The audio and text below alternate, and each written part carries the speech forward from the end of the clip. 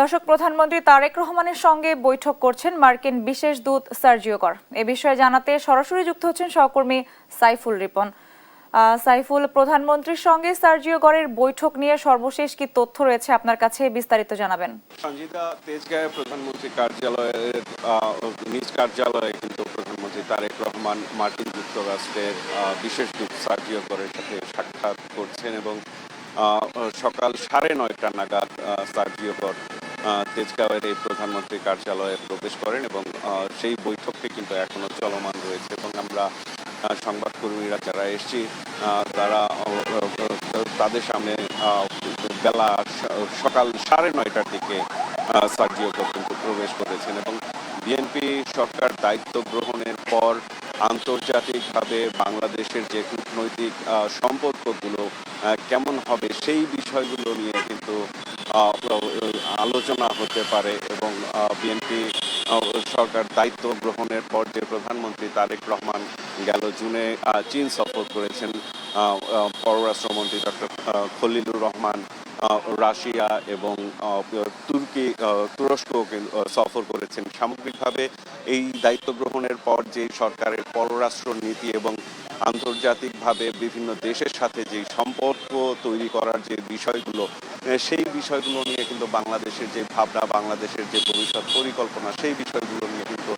আলোচনা হতে পারে। কারণ এই সফরগুলো ঘিরে কিন্তু বিভিন্ন শক্তিধর এবং পরাশক্তিধর যে রাষ্ট্রগুলো রয়েছে, সেই রাষ্ট্রগুলোর মধ্যে একটা আগ্রহ তৈরি হয়েছে এবং সার্জিও গর শুধুমাত্র বিশেষ দূত হিসেবেই কিন্তু কাজ করছেন না। গত জানুয়ারি থেকে ভারতের মার্কিন যুক্তরাষ্ট্রের প্রতিনিধি হিসেবে, সেখানে রাষ্ট্রদূত হিসেবে কিন্তু তিনি কাজ করছেন এবং মার্কিন যুক্তরাষ্ট্রের যেই দিল্লিকে কেন্দ্র করে যে এই অঞ্চলের যেই কূটনৈতিক তৎপরতা, সেই তৎপরতা একটি কেন্দ্রীয় চরিত্র কিন্তু এই সার্জিও গর এবং খুব স্বাভাবিকভাবেই বাংলাদেশের সাথে ভবিষ্যতে মার্কিন যুক্তরাষ্ট্রের সম্পর্ক কেমন হবে এবং বাণিজ্যিক যে বিষয়গুলো রয়েছে, ব্যবসা বাণিজ্য নিয়ে যে সম্পর্কগুলো রয়েছে, সেই সম্পর্কগুলো ভবিষ্যতে কেমন হবে এবং আঞ্চলিক নিরাপত্তা সহ যে বিভিন্ন ভূরাজনৈতিক বিষয়গুলো রয়েছে, সেই বিষয়গুলো নিয়ে বাংলাদেশ কি ভাবছে এবং ভবিষ্যৎ পরিকল্পনা কি এবং বাংলাদেশ কোন পথে হাঁটবে, সেই বিষয়গুলো নিয়ে কিন্তু এই আলোচনা হতে পারে এবং প্রধানমন্ত্রী তারেক রহমানের সঙ্গে। এবং আমরা এরই মধ্যে কিন্তু দেখেছি যে সার্জিও গর বাংলাদেশ সফরের পরপরই কিন্তু বাংলাদেশ ভ্রমণে মার্কিন যুক্তরাষ্ট্রের নাগরিকদের যেই সতর্কতা দেয়া ছিল 3 নম্বর সতর্কতা, এবং সেখান থেকে কিন্তু নামিয়ে 2 নম্বরে করা হয়েছে এবং সার্জিও গর নিজেই এক্স হ্যান্ডেলে কিন্তু